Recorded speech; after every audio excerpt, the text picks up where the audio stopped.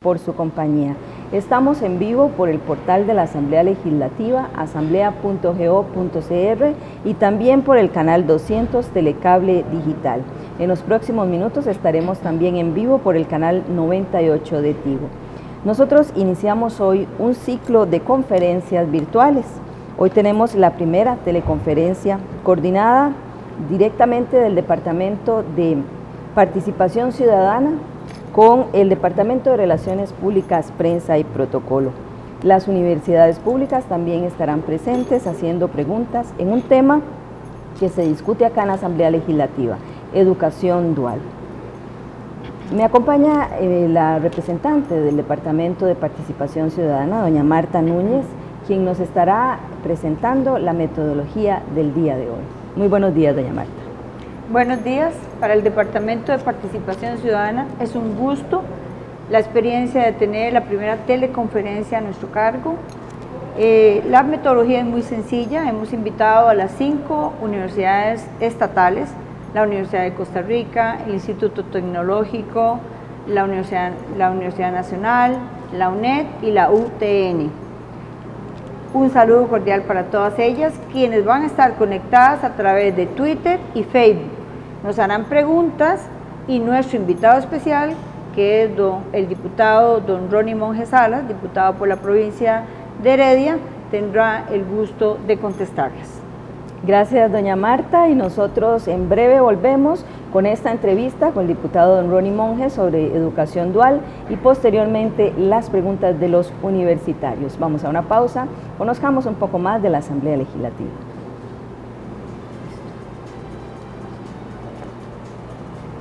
Listo. Bueno, muñeca. Bienvenidos a la Asamblea Legislativa de Costa Rica. En este lugar se reúnen los representantes del pueblo para discutir proyectos que podrían convertirse en leyes. Conozcamos un poco sobre el primer poder de la República. El Congreso está en la capital, San José. La construcción de su edificio central se inició en 1937, con la idea original de ubicar la nueva casa presidencial. Los materiales de construcción se trajeron de Europa, principalmente de Alemania, República Checa y Eslovaquia. Desde 1958 es la sede de la Asamblea Legislativa. El Congreso está compuesto por 57 diputados que se eligen cada 4 años. Los diputados sesionan en el plenario legislativo, donde se completa la elaboración de las leyes y se aprueban. En el recinto se exponen 2 óleos que constituyen obras de arte de gran valor, el de Juan Mora Fernández, primer jefe de Estado de Costa Rica, y el del presbítero Florencio del Castillo, primer diputado a las Cortes Generales de Cádiz. El edificio central del Congreso cuenta con 2 galerías de gran valor histórico: el Salón de Expresidentes de la República y la Sala de Beneméritos y Ciudadanos de Honor. En el Salón de Expresidentes se encuentra la galería más antigua de los retratos de los gobernantes, inaugurada en 1833. Actualmente tiene 46 óleos. La Sala de Beneméritos y Ciudadanos de Honor alberga los retratos y fotografías de personas e instituciones a quienes se les ha reconocido su lucha por la patria. En el edificio principal también se encuentra la Rotonda de la Patria, en donde se rinde homenaje a leyes importantes que han cambiado la historia del país. Otra de las edificaciones emblemáticas del Congreso de Costa Rica es el Castillo Azul, el cual forma parte del Patrimonio Nacional. Esta casa sirvió de residencia a varios expresidentes y fue sede de la Embajada de los Estados Unidos, o más bien de la Legación Americana. La Asamblea Legislativa decidió adquirirla para albergar allí oficinas del presidente del Congreso y del directorio legislativo. Recientemente el despacho presidencial fue bautizado con el nombre de Francisca Pancha Carrasco, en homenaje a esta mujer valiente y firme en los valores de libertad, patriotismo y soberanía. Es una de las sedes para efectuar actos protocolarios, conservando una obra que forma parte del patrimonio nacional. En este lugar se encuentra la Sala Arturo Bolio Jiménez, con los retratos y fotografías de los expresidentes de la Asamblea Legislativa, los presidentes de la Cámara de Senadores y los presidentes de las Asambleas Constituyentes. También encontramos el Salón de Próceres y Defensores de la Libertad, donde cuelgan óleos de Simón Bolívar, José de San Martín, Benito Juárez, José Martí y George Washington, y las fotografías de Juanito Mora Porras, el general José María Cañas, Joaquín Mora Porras, Juan Santamaría, Pancha Carrasco y Pablo Presbere. Además del plenario, los 57 diputados sesionan en diferentes comisiones que conocen y estudian a profundidad los proyectos de ley y otros asuntos que les son delegados por parte de la Asamblea Plenaria, que será la que decida sobre estos en última instancia. La Asamblea cuenta también con 3 comisiones que, al igual que el plenario, tienen la potestad de dictar leyes. Son las comisiones con potestad legislativa plena, conformadas por 19 diputados cada una. Otro de los edificios que componen el Congreso de la República es el antiguo Colegio Sion, cuyas características arquitectónicas se enmarcan dentro de la corriente del neoclásico francés, característico del siglo XIX. Fue declarado Patrimonio Nacional en 1988. Aquí se encuentran ubicadas algunas oficinas de legisladores, así como diversos departamentos del Congreso. Dentro de este edificio se encuentra la capilla, hoy convertida en el Auditorio Legislativo Fernando Bolio Jiménez. También se encuentra la Oficina de Iniciativa Popular, donde los ciudadanos pueden acudir a solicitar información sobre cualquier iniciativa de ley, así como presentar sus propuestas. Ojalá que hayan disfrutado de esta visita virtual a la Asamblea Legislativa, primer poder de la República y un sitio de primer orden en la historia de la patria.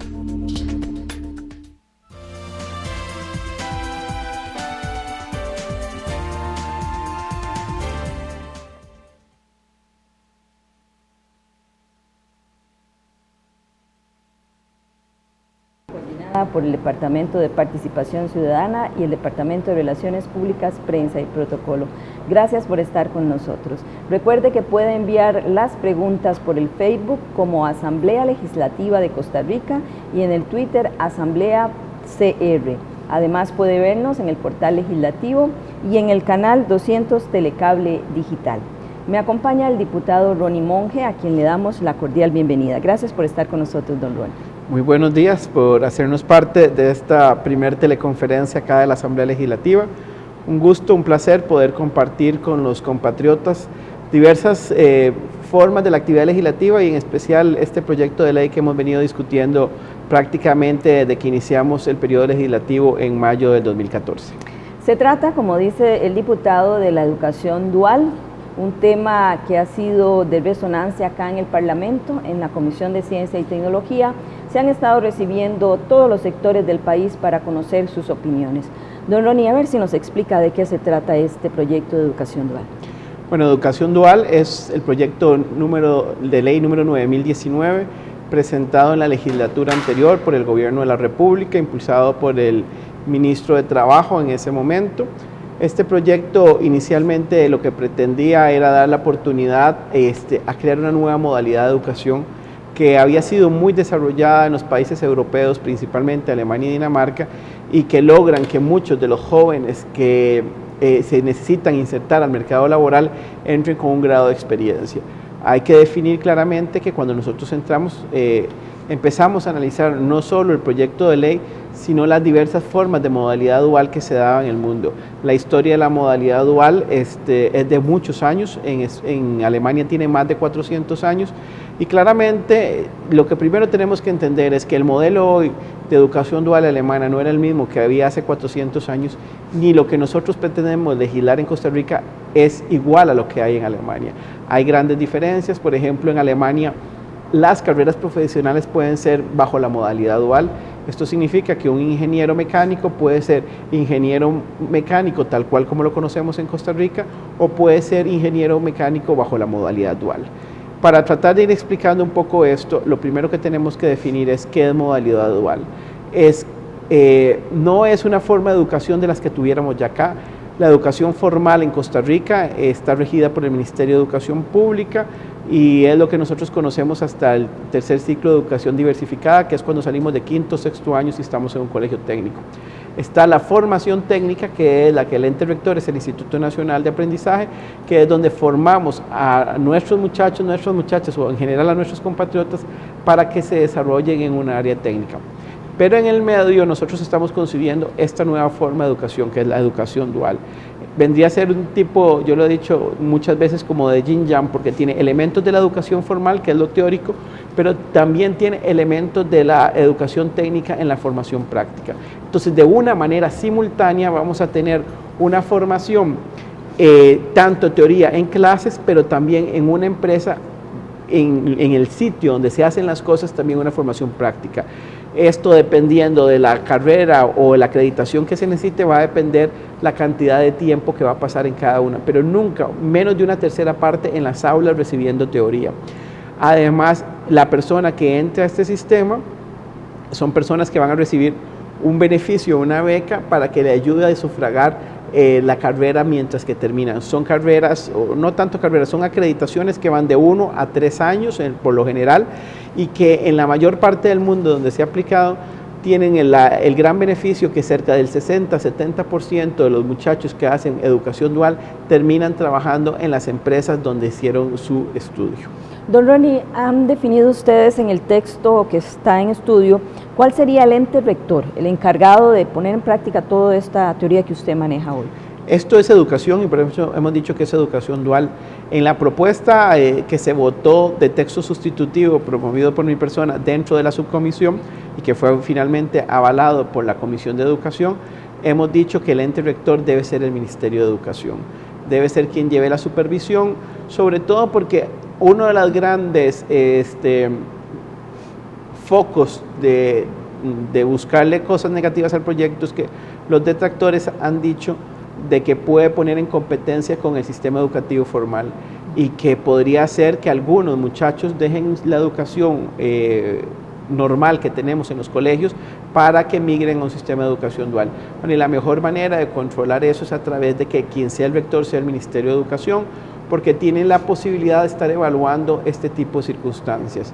Pero además yo quisiera darle una tranquilidad a los costarricenses en ese sentido. ¿A quién dirigimos educación dual? Como le dije al principio de la conversación, nosotros no estamos copiando el modelo alemán, lo hemos tratado, aunque sea una palabra cliché, tropicalizar en la mejor manera. ¿Qué quiere decir esto? Nosotros empezamos a hacer estudios de la situación real de la educación en Costa Rica. Y bueno, no tanto hacerlo, sino revisar lo que ya está hecho.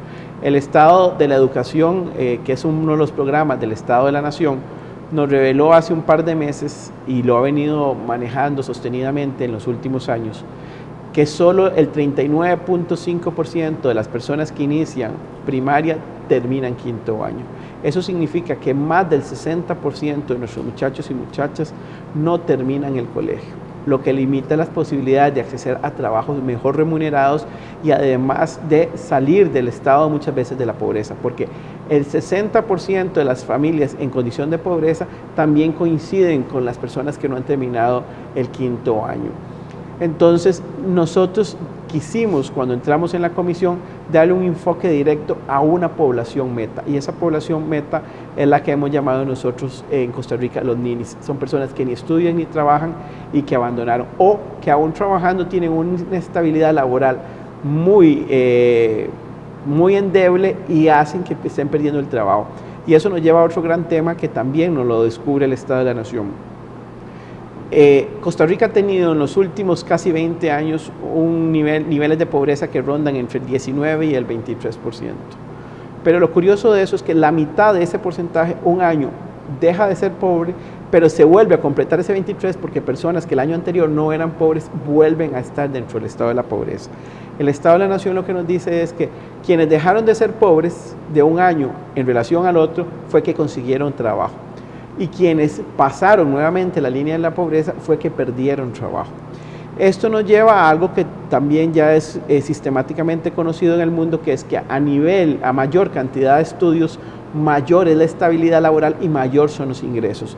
Si nosotros a todas estas personas que están usualmente oscilando, que tienen trabajo y que no tienen, las logramos preparar de una manera adecuada, además las acreditamos, no solo teóricamente, sino en su experiencia laboral, les vamos a asegurar trabajos mejor remunerados y además mucho más estables, lo que significa que en el mediano y largo plazo, estamos hablando de 5 a 8 años, los índices de pobreza también se van a ver considerablemente disminuidos. Don Ronnie, ¿qué opinión tiene el Ministerio de Educación sobre el tema? Bueno, el Ministerio de Educación ha estado en todo momento a favor. Parte de quienes han venido a las audiencias que hemos tenido en la comisión ha sido la ministra en dos oportunidades bajo esta legislatura, y doña Sonia Marta Mora, que es la ministra de Educación, ha mostrado su anuencia, nos ha sugerido cambios. En la última audiencia de hace cerca de 2 semanas, nos planteó una serie de cambios que en el seno, o por lo menos en lo personal, acogimos y hemos presentado para ver el próximo martes, o sea, el día de mañana, estas mociones para ver si logramos el apoyo de los demás compañeros y compañeras diputados en la comisión y hacer que las observaciones del Ministerio de Educación sean parte del proyecto de ley. Don Ronnie, una última pregunta. Con respecto a la práctica de los muchachos mientras están estudiando, ¿definieron ustedes si va a haber algún pago o es simplemente práctica? No, hay una beca que está por definirse dentro de los estándares de la ley. Hay alguna gente que nos ha dicho que el proyecto tiende a ser muy reglamentista y yo lo avalo y les voy a decir por qué. Cuando se han surgido tantas dudas de parte del sector magisterial y de algunos frentes en contra del proyecto, nosotros hemos querido dejar claro que nada va a quedar a la libertad de quien vaya a reglamentar, que en la ley queden estipulados cuáles son la edad que tienen para participar, cuáles son las condiciones, cuáles son los porcentajes que se pagarían en esa beca, y no podríamos hablar de un salario porque no es salario, porque una de las grandes razones de la ley es definir la educación dual como un proyecto, como un contrato civil y no un contrato laboral. Es un contrato civil porque están estudiando, donde hay 3 partes: el ente formador, el estudiante y la empresa donde se hace la actividad práctica. Siempre son estudiantes. Quienes tienen la regulación y quienes tienen el control siempre va a ser el ente formador. Tanto así que quien termina así llevando el control en la empresa es lo que se llama un mentor. Ese mentor, que no puede tener más de 5 estudiantes a cargo según la ley, tiene que llevar primero una formación igual que el estudiante dentro de la empresa, dentro de la institución formativa, para que sea avalado, para que pueda llevar esa guía dentro de la empresa. ¿Quiénes serían esos entes educadores? En principio, nosotros estamos abriéndolo al Instituto Nacional de Aprendizaje, que creemos que va a ser quien más vaya a tener, pero también se faculta a las universidades que quieran participar, tanto públicas como privadas, dentro del organigrama. Y también para entes parauniversitarios, para que puedan tener la posibilidad de dar acreditaciones en educación dual. Bien, muchísimas gracias, don Ronnie. Pasamos ahora a nuestro ciclo de preguntas. Recuerde que en Facebook usted puede consultar al diputado y también estamos recibiendo consultas de muchachos de las universidades en Asamblea Legislativa de Costa Rica y en Twitter Asamblea CR. Vamos a darle el pase a nuestro compañero de redes, Juan Pablo Estrada, quien está ya listo con algunas preguntas para don Ronnie. Buenos días, Juan Pablo, gracias por estar con nosotros. Buenos días, Rosibel, y buenos días a quienes nos siguen a través de Canal 98 y Canal 200 Digital de Telecable en esta videoconferencia con los estudiantes de las 5 universidades públicas. Don Ronnie, buenos días. Varios estudiantes de la Universidad de Costa Rica y de las universidades públicas nos han hecho algunas consultas con respecto a este proyecto de ley. Precisamente un estudiante del Instituto Tecnológico de Costa Rica nos pregunta cómo se va a lograr adquirir la cooperación de las empresas o compañías en las cuales se realizarán las pasantías o procesos educativos. Bueno, el proyecto de ley dice que esto es voluntario, no hay un trámite forzoso de incorporar. Por eso es que es tan importante la construcción, para que haya los avales necesarios, no solo de las instituciones formadoras, sino también de las empresas. En este proceso que tenemos solo en esta legislatura de más de 18 meses, hemos consultado a las diversas cámaras que tienen interés de participación. Y esto, lo que yo quiero también dejar claro, no como mucha gente cree, inicialmente va a ser masivo, porque efectivamente algunas empresas primero verán cómo van resultando los procesos de quienes sean pioneros en esto, pero no hay una forma obligatoria. Esto es voluntario. Ya hay empresas haciendo planes pilotos con el Instituto Nacional de Aprendizaje, y a ellos me voy a referir a uno que es el Hotel Reserva Conchal, que tiene un plan piloto con el Instituto Nacional de Aprendizaje. Yo tuve la oportunidad a principios de este año de acudir a la primera graduación. De los 60 y tantos muchachos que hicieron educación dual ahí, 43 se quedaron trabajando en el Hotel de Reserva Conchal. Continuamos con las preguntas. La siguiente pregunta, don Ronnie, nos viene de un estudiante de la Universidad Técnica Nacional y nos plantea: pienso que es una opción muy acertada para la adquisición de competencias y habilidades técnicas contextualizadas y pertinentes, pero hay que tener cuidado a los derechos laborales que adquieren o no se les den a los estudiantes que llevan procesos de aprendizaje en las compañías. En resumen, ¿se velará por estos derechos y qué los garantiza realmente? Bueno, como ya lo dije durante la conversación inicial, este no es un contrato de trabajo, porque las personas no cumplen con las condiciones esenciales para que se dé un contrato de trabajo, que es sujeción de horario, que además tiene que haber una relación de subordinación, y además cumplir con ciertas de las condiciones según lo establece nuestro Código de Trabajo. Aquí inclusive, como lo dije también al principio, hay semanas donde no estarán en la empresa formadora, sino que estarán en aulas recibiendo teoría. Por lo tanto, no cumplen con condiciones de trabajo, no se les regula mediante un contrato de trabajo, sino mediante un contrato civil de aprendizaje. Otra consulta que nos viene es: ¿qué implicaciones tendrá el modelo de educación dual en la promoción de la educación superior universitaria? Bueno, como les dije, inicialmente Costa Rica no está optando en esta ley que dentro de las universidades tengan la posibilidad de dar carreras en formación dual como si existe en otros lugares del mundo. Nosotros lo que estamos haciendo es dándole la posibilidad que, utilizando la infraestructura que tiene una universidad, pueda dar educación dual a personas que están fuera del sistema formal, personas que han dejado el sistema formal porque precisamente no se sintieron atraídos ni por las matemáticas ni las sociales. Lo que estamos dando es la posibilidad de acreditarlos en una forma técnica para que puedan acceder a un trabajo laboral. Y quiero hacer un paréntesis acá, sobre todo por algo. A pesar de que en este momento el país tiene un desempleo del 9.5% en desempleo abierto, la verdad es que también muchas empresas que están ofreciendo cupos de trabajo dicen no podemos contratar porque no tenemos las personas capacitadas para ejercer esos campos. Y aquí nos vamos a algo que es muy importante. Dentro de la parte ocupacional, eso se podría representar en una pirámide, donde la base son los operarios calificados, los cuales Costa Rica cumple al 100% perfecto. La cúspide, o sea, la punta, son los ingenieros, también lo cumplimos, pero las paredes que caen lateralmente, que son los técnicos medios y los técnicos altos, lejos de ser una pared que cae en diagonal, es una barra directa, o sea, no la hemos podido llenar. Entonces, eso crea una gran carencia dentro de la oferta de trabajo costarricense. ¿Y a esto qué nos lleva? A que muchísimos de nosotros, cuando estamos en el proceso de decidir qué vamos a estudiar o en qué nos vamos a acreditar, no tenemos la suficiente información para tomar esa decisión. Entonces, muchos decimos, voy a hacerme abogado, voy a estudiar Derecho, y terminamos haciendo otras labores porque no encontramos trabajo dentro de nuestra oferta, dentro de nuestras carreras. Y esto es muy importante porque dentro de las condiciones que tienen para que la educación dual funcione, es que nosotros tenemos que dar información. Y si finalmente yo decido ser abogado, soy abogado, pero es una decisión informada. En este momento nosotros no le estamos diciendo a los costarricenses cuáles son las áreas donde podemos conseguir trabajo, sino que simplemente estamos dejando en una libertad total donde se están saturando áreas laborales donde no hay procesos ni posibilidad de insertarse dentro del mercado laboral. Nosotros queremos que con educación dual se le informe al costarricense para que la decisión sea una decisión informada.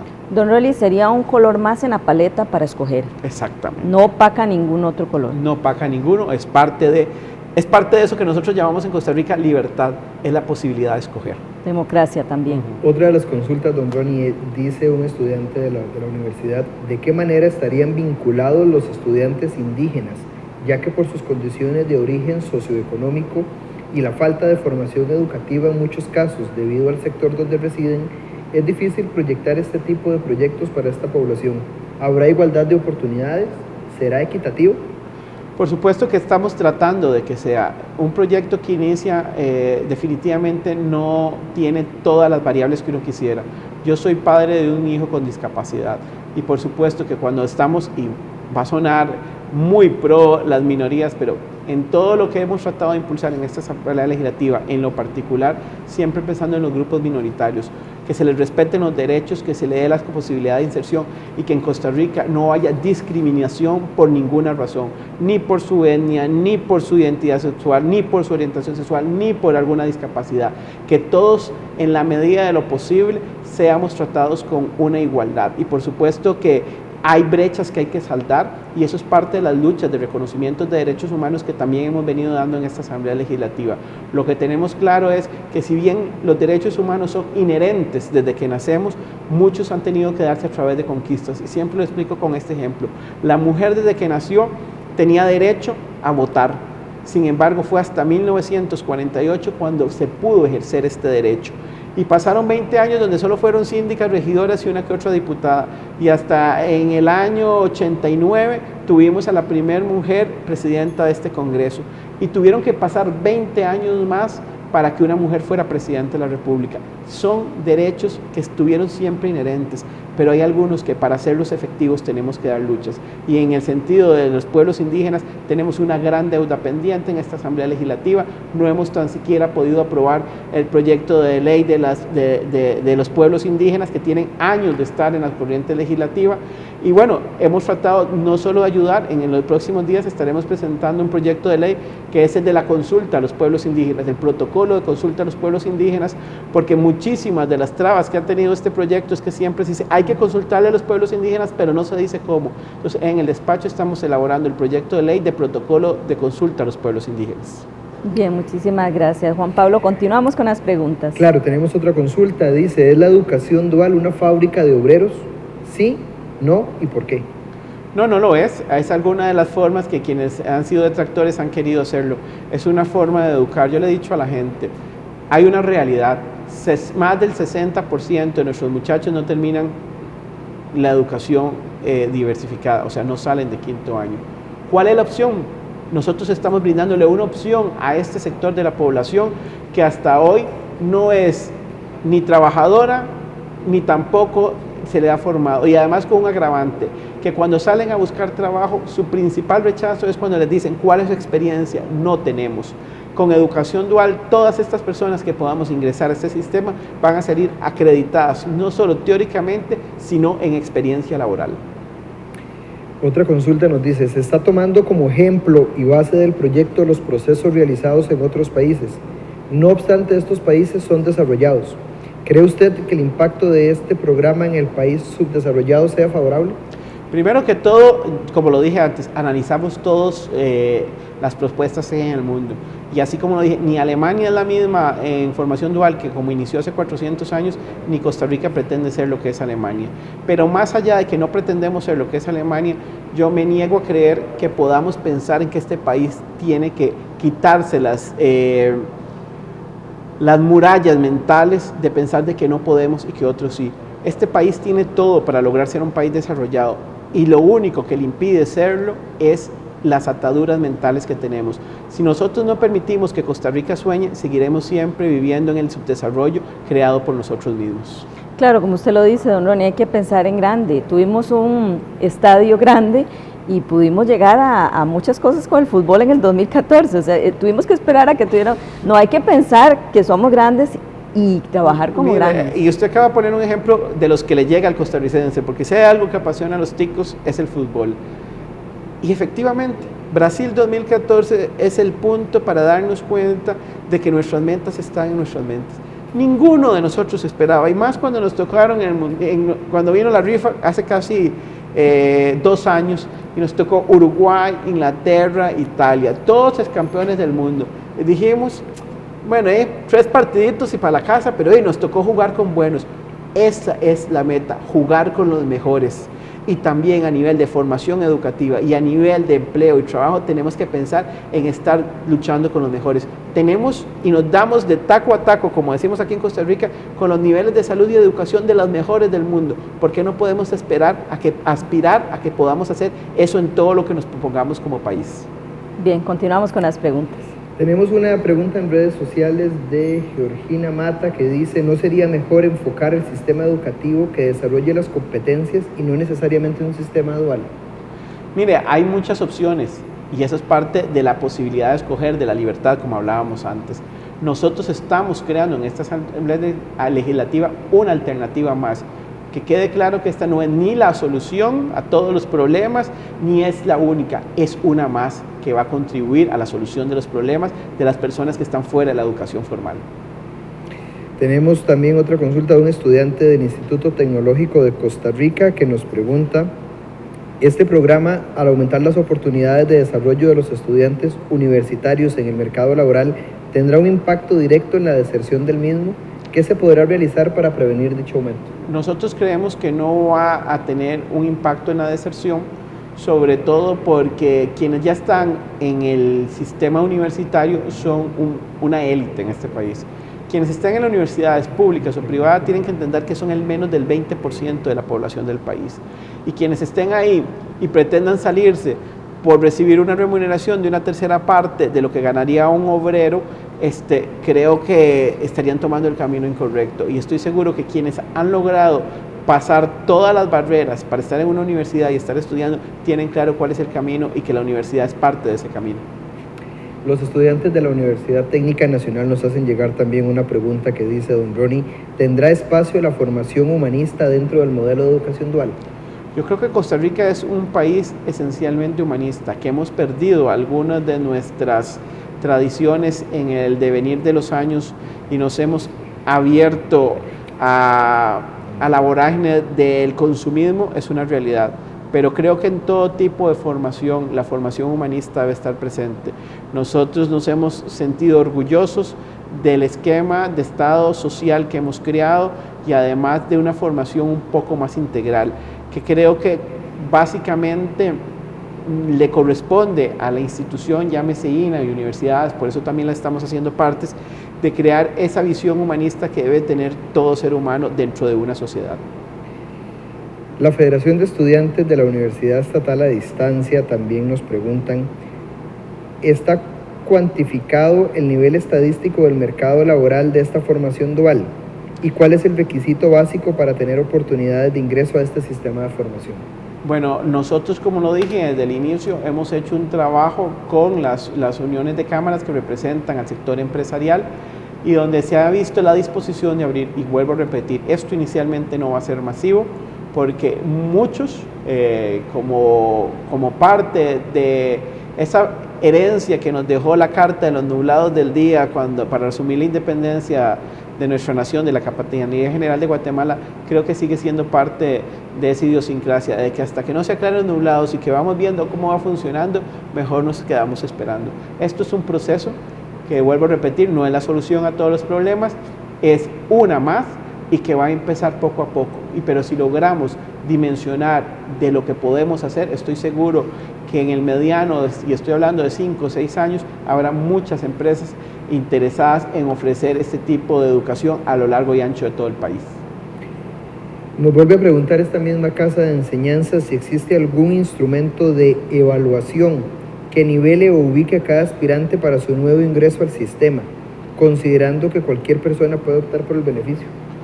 No hay nivel, hay un nivel de evaluación que está dentro de la CONEDUAL, que es el Consejo Nacional de Educación Dual, que se estaría creando dentro de la ley, que evalúa y que le permite revisar no solo la oferta académica, sino que las empresas estén cumpliendo con eso.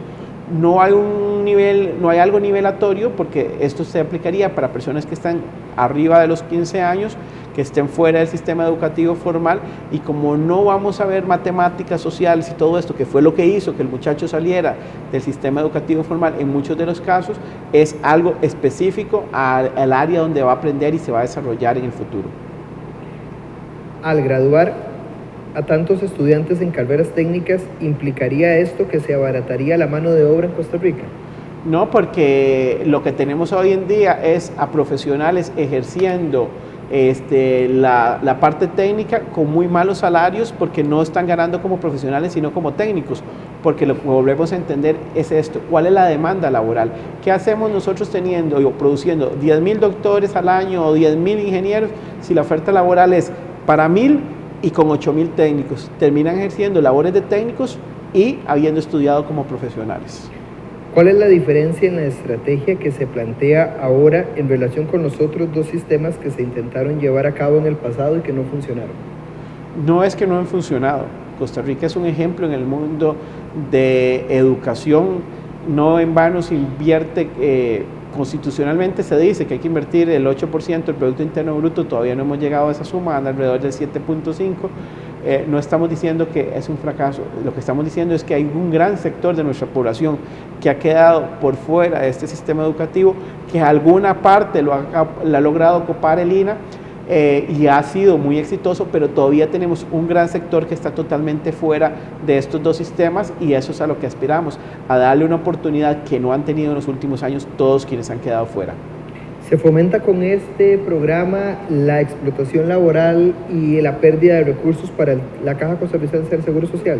Vuelvo a repetirlo porque ya es una pregunta que se ha reiterado. Esto no es un contrato laboral, es de 1 o 2 años de estudio, y la persona finalizado el estudio tendrá que incorporarse dentro del sistema formal de trabajo, y en ese momento empezará a cotizar. Ninguno de nosotros, cuando está en las universidades estudiando, está cotizándole a la Caja Costarricense de Seguro Social, ni tampoco nadie que va a hacer práctica del INA a una institución está cotizándole a la Caja Costarricense. Es parte del sistema de formación. ¿Quién le garantiza a los estudiantes que al realizar dicha práctica será contratado por la empresa en la que está realizando la labor?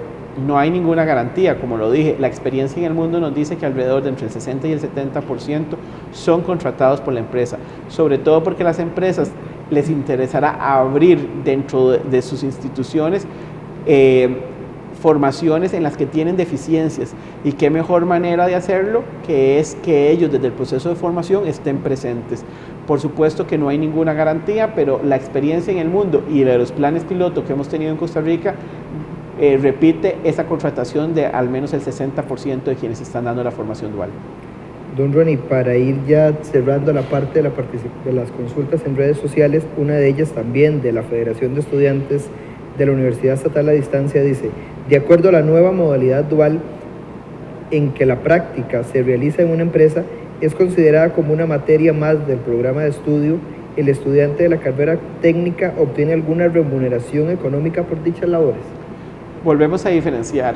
La educación formal queda tal cual, la educación técnica que da el INA y los colegios técnicos a través del Ministerio de Educación queda igual. Esto es algo nuevo. Quienes están en lo técnico y optaron por lo técnico, no podemos confundirlos, son cosas diferentes. Los únicos que van a recibir una remuneración son quienes estén en el sistema de formación dual, no quienes estén en la educación formal ni quienes estén dentro de la formación técnica. ¿Cuál órgano institucional fiscalizará las contrataciones en el sector público y privado, y quién será el encargado de velar por los ejes curriculares de los cursos? El Ministerio de Educación Pública como ente rector de la Conedual. Le agradecemos a todos los estudiantes de las universidades públicas por haber participado de esta actividad en redes sociales y las consultas al señor diputado Rosibel. Continúa con más de la entrevista al señor diputado. Muchísimas gracias, Juan Pablo, por esta información que nos envían directamente los estudiantes. De verdad les agradecemos montones por su participación en esta primera teleconferencia. Don Ronnie, ya para finalizar, tal vez un balance de lo que sería y lo que podemos esperar con este proyecto que aún no ha sido dictaminado, y que la esperanza es que haya bastantes votos para que pase al plenario. Bueno, no, decirle a los costarricenses que estén tranquilos, que se está trabajando en una alternativa para quienes hoy no tienen opciones, que Costa Rica es un país que esencialmente ha sido solidario, que cuando ha visto la necesidad, cuando otros compatriotas no han tenido la posibilidad de acceder a, por ejemplo, la salud, en 1940 el doctor Calderón Guardia, asoció con el Partido Comunista y la Iglesia Católica, dio una reforma social para poder accesar todos a la salud, que cuando se violentaron en algún momento los derechos laborales, este país fue pionero en un código de trabajo que le dio garantías a los trabajadores de Costa Rica. Hoy tenemos una población que ha crecido ya bajo lo que se ha denominado en el mundo el bono demográfico, que es la población nacida entre los años 80 y 90, que fue masiva y que nos genera una gran cantidad de oferta laboral. Pero también hay que entender que el mundo ha cambiado. Costa Rica pasó de una economía agroexportadora a una economía de servicios, donde en la economía agroexportadora no necesitábamos ni calificación en estudios ni profesiones.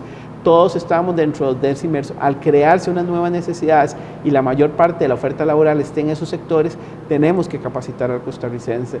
También tener claro que antes la mujer no estaba dentro del sistema laboral, las teníamos recluidas en la casa ahí haciendo los oficios domésticos. Hoy la mujer es parte esencial, integral de las ofertas de trabajo. Eso también entra en competencia y por eso se da tanta oferta laboral contra versus la demanda, ¿verdad?